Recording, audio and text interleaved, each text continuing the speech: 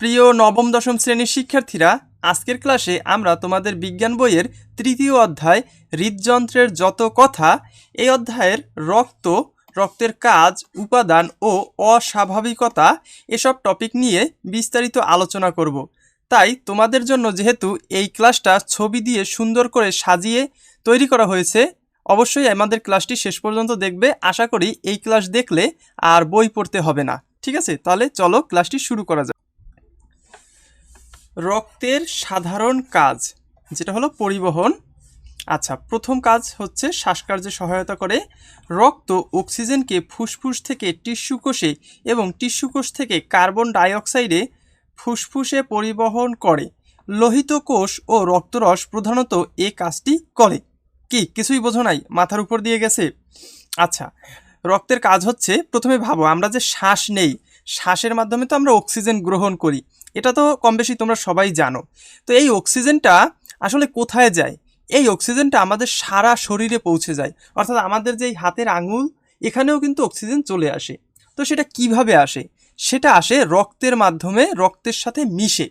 ঠিক আছে, আমাদের সারা শরীরেই তো রক্ত চলাফেরা করে, পরিবহন হয়, সেই রক্তের সাথে মিশে গিয়ে অক্সিজেনটা আসে। এরপর কি? হরমোন পরিবহন। আমাদের শরীরে তো বিভিন্ন ধরনের হরমোন আছে, সেটা তো তোমরা জানোই। তো অন্তঃক্ষরা গ্রন্থি থেকে নিঃসৃত হরমোন দেহের বিভিন্ন অংশে পরিবহন করে। ঠিক আছে, তো রক্তর আরেকটি কাজ হচ্ছে হরমোন পরিবহন করা। আচ্ছা, এরপরে তোমরা জানো আমরা যে বিভিন্ন প্রকার খাবার খাই, সেই খাবার কি পেট পর্যন্ত গিয়ে সেটা আবার টয়লেট থেকে বের হয়ে যায়? না, সেই খাবারটা তো অবশ্যই আমাদের সারা শরীরে আসে, না হলে আমাদের শরীরের বৃদ্ধি কিভাবে হবে, তাই না? তো এই যে খাবারের যে পুষ্টি বা খাদ্য সার, এটাও কিন্তু রক্তে পরিবহন করে। দেহের সঞ্চয় ভাণ্ডার থেকে এবং পরিপাকৃত খাদ্যসার দেহের টিস্যু কোষগুলোতে বহন করে। ঠিক আছে, তাহলে তুমি বলতে পারো যে রক্ত কি করে?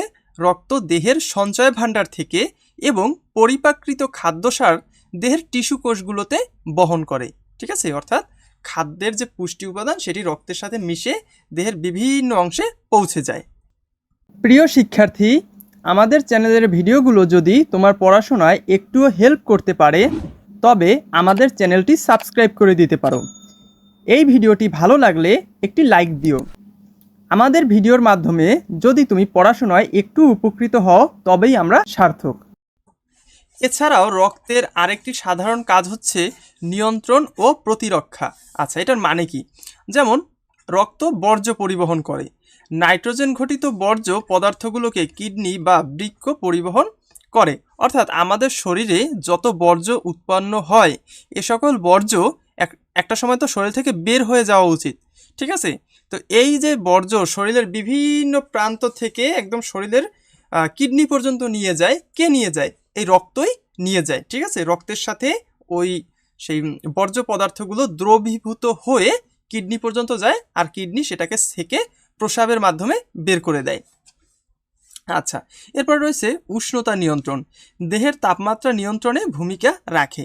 দেখা যাচ্ছে আমার এই হাতটা বাহিরে আছে, এই হাতটা ঠান্ডা হয়ে যাচ্ছে, তো আমার শরীর থেকে গরম রক্ত এসে এই হাতে পৌঁছাবে, আবার হাত থেকে গরম রক্ত আবার শরীরে চলে যাবে। ঠিক, ঠান্ডা রক্ত শরীরে পৌঁছে যাবে।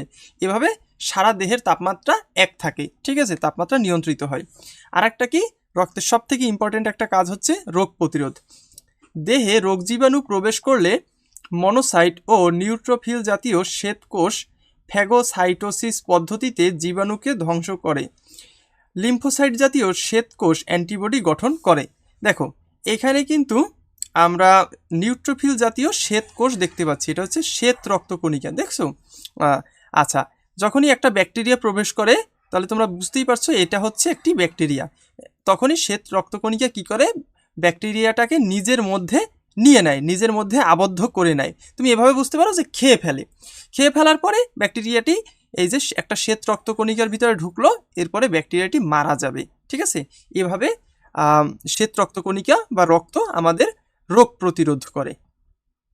আচ্ছা, প্রিয় শিক্ষার্থী, সহজ শেখার অনলাইন ক্লাসে ভর্তি হয়ে তুমিও পেতে পারো আকর্ষণীয় কম্পিউটার, ল্যাপটপ ও আইফোন পুরস্কার।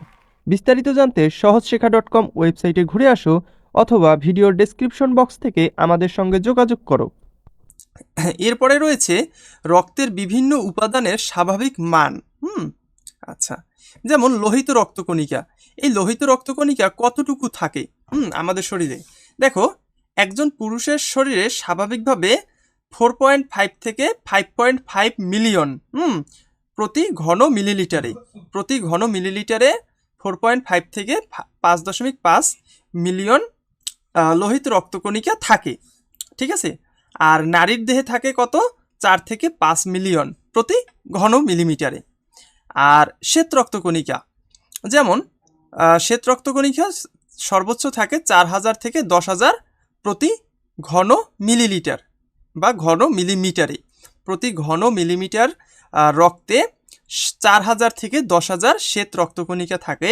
এই শ্বেত রক্তকণিকার মধ্যে 40 থেকে 75% হচ্ছে নিউট্রোফিল, তারপরে হচ্ছে 1 থেকে 6% ইসোনোফিল, 2 থেকে 10% মনোসাইট, 20 থেকে 45% লিম্ফোসাইট এবং 0 থেকে 1% বেসোফিল। মনে থাকবে? আচ্ছা, একটু দেখা হয়ে গেলে, একটু কিন্তু গত ক্লাসেও পড়াইছি। এরপরে হচ্ছে স্বাভাবিক মান, হিমোগ্লোবিন ও রাসায়নিক উপাদান। ওকে, আচ্ছা, কতটুকু হিমোগ্লোবিন থাকে, কতটুকু রাসায়নিক উপাদান থাকে।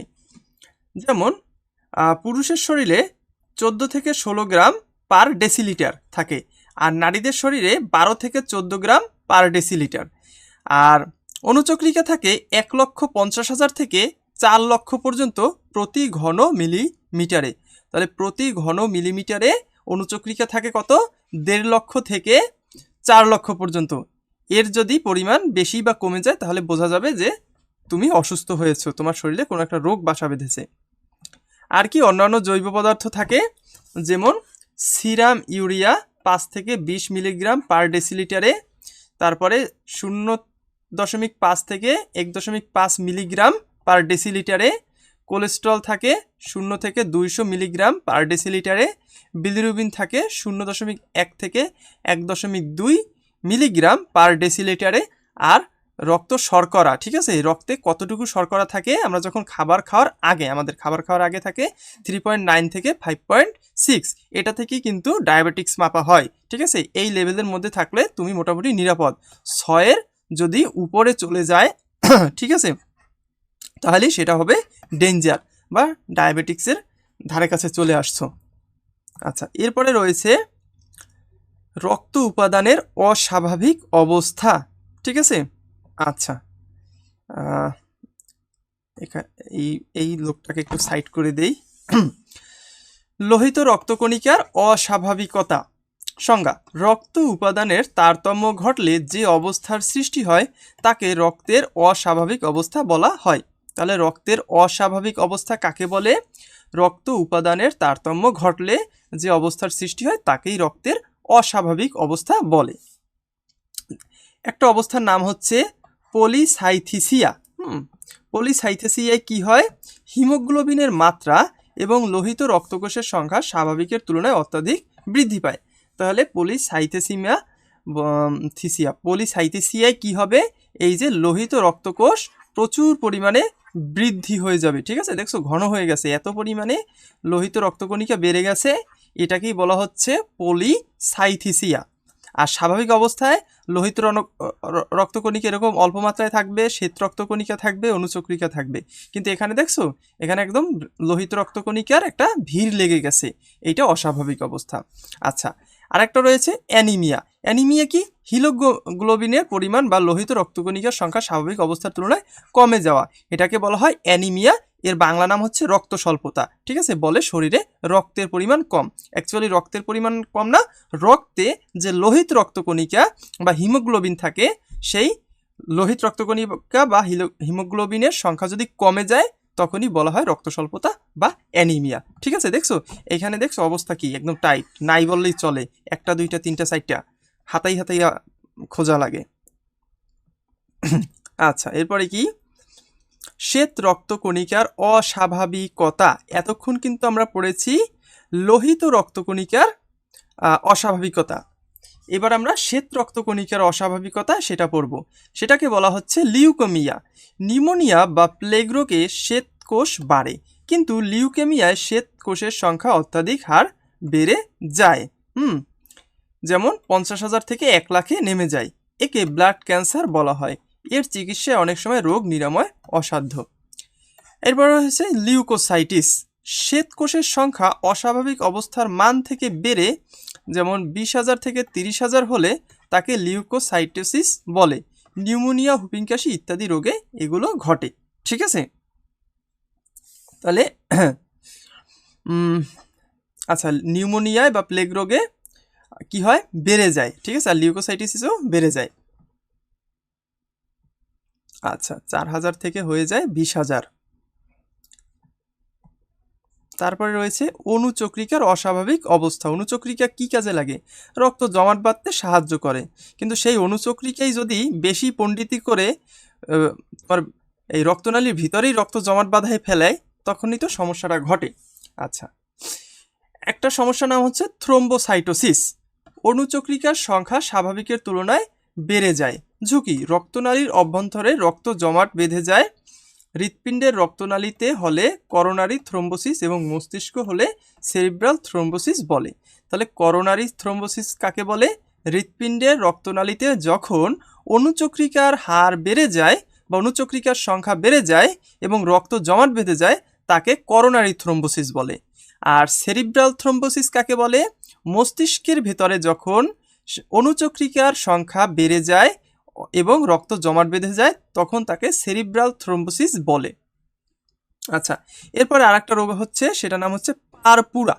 কি রোগ? পারপুরা। দেখছো এই যে হাতে র্যাশের মতো উঠেছে। ওকে, অনুচক্রিকার সংখ্যা স্বাভাবিকের তুলনায় কমে যায়। ডেঙ্গু জ্বরে আক্রান্ত হলে ত্বকের নিচে রক্তপাত হয়। চামড়ার নিচেই রক্তপাত শুরু হয়ে গেছে, কারণ কি অনুচক্রিকা কমে গেছে। এবার রক্তগুলো এতই পাতলা হয়ে গেছে যে মাংসের ভিতর থেকে চলাচল শুরু করে দিছে। বোঝা গেল? আচ্ছা, এরপরে একটা বহুল পরিচিত রোগ, যার নাম হচ্ছে থ্যালাসেমিয়া। এই রোগটা সাধারণত জন্মগত হয়ে থাকে। যে শিশু থ্যালাসেমিয়া নিয়ে জন্মায় তার খুবই দুর্ভাগ্য। সংজ্ঞা: থ্যালাসেমিয়া এক ধরনের বংশগত রক্তের রোগ। এটাকে বলা হয় হেরেডিটারি ব্লাড ডিজঅর্ডার। প্রকৃতি: এ রোগে হিমোগ্লোবিনের পরিমাণ কমে রক্ত স্বল্পতা সৃষ্টি হয়। একটু আগেই যে আমরা পড়েছি যে হিমোগ্লোবিন কমলে তাকে রক্ত স্বল্পতা বলে, এই যে সেই রক্ত স্বল্পতারই আর একটা রোগ হচ্ছে থ্যালাসেমিয়া। এই থ্যালাসেমিয়া রোগটা হলেও মানুষের হিমোগ্লোবিন কমে যায়, কারণ হিমোগ্লোবিনের অস্বাভাবিকতার কারণে লোহিত রক্তকণিকা ভেঙে যায়, ফলে রক্ত স্বল্পতা বা অ্যানিমিয়া দেখা দেয়। এই যে লোহিত রক্তকণিকা, এরা অস্বাভাবিক আচরণ করে এবং নিজে নিজে ভেঙে যায়, তার ফলে কি লোহিত রক্তকণিকা কমে যায়, আর তার ফলেই হয় রক্ত স্বল্পতা। আচ্ছা, থ্যালাসেমিয়া বংশগতি ও জিনতত্ত্ব, যে কার কার থ্যালাসেমিয়া হবে, কেন হবে, এইটাই এখানে বোঝা যাবে। ওকে, দেখো বলছে এটি মানুষের অটোজোমের অবস্থিত প্রচ্ছন্ন জিনের দ্বারা ঘটে। বংশবিস্তার: যখন মাতা ও পিতা উভয়ের অটোজোমে এ জিনটি প্রচ্ছন্ন অবস্থায় থাকে, তখন তাদের সন্তানদের মধ্যে গুরুতর থ্যালাসেমিয়া রোগ প্রকাশ পায়। ঠিক আছে, যেমন এই যে এই বাবার শরীরেও আছে, মায়ের শরীরেও অর্ধেক আছে, তখন কি হবে, সন্তানদের অনেক বড় করে রোগটাও হতে পারে, মাঝামাঝি আকারেও থাকতে পারে, আবার মানে অত্যাধিক আক্রান্ত হইতে পারে, আবার একদম নাও থাকতে পারে এই রোগটা। সাধারণত শিশু অবস্থায় থ্যালাসেমিয়া রোগটি শনাক্ত হয়। ঠিক আছে, যখন বাচ্চা ছোট থাকে তখনই থ্যালাসেমিয়া রোগটা ধরা পড়ে। আচ্ছা, থ্যালাসেমিয়ার কি কোনো চিকিৎসা আছে? চিকিৎসা আছে, যেমন ব্লাড ট্রান্সফার। ঠিক আছে, এছাড়াও অনেক চিকিৎসা আছে। তারপর তাকে লৌহ জাতীয় রক্তের যে লোহিত রক্তকণিকা, সেটা প্রদান করা যেতে পারে। আচ্ছা, বলা হয়েছে চিকিৎসা: এ রোগীর জন্য প্রতি 3 মাস অন্তর বা নিয়মিত রক্ত সঞ্চালনের প্রয়োজন হয়। ওকে, সো যেহেতু তার রক্তকণিকা থাকে না, লোহিত রক্তকণিকা, তাই তাকে বাহির থেকে অন্য একজনের দেহ থেকে রক্ত এনে তাকে দিয়ে দিতে হয়। এরপর কি, এই যে এফি আয়রন, বরাবর রক্ত নেওয়ার ফলে রোগীর দেহে লৌহ বা আয়রন জমে যায়। ঠিক আছে, এত বেশি আয়রনের পরিমাণ হয়ে যায়, তাতে সমস্যাও হয়। ঝুঁকি: অতিরিক্ত আয়রন জমে হৃৎপিণ্ড, যকৃত ও অন্তঃক্ষরা গ্রন্থি নষ্ট করে দিতে পারে। ঠিক আছে, তার মানে তুমি যদি রক্ত নিয়মিত নেও অন্যের শরীর থেকে, তাতেও তোমার কিন্তু ঝুঁকি কম হবে না, তাতেও ঝুঁকি আছে। তোমার কি হতে পারে, তোমার হৃৎপিণ্ডে, লিভারে আর অন্তঃক্ষরা গ্রন্থি ঝুঁকিপূর্ণ হয়ে যেতে পারে।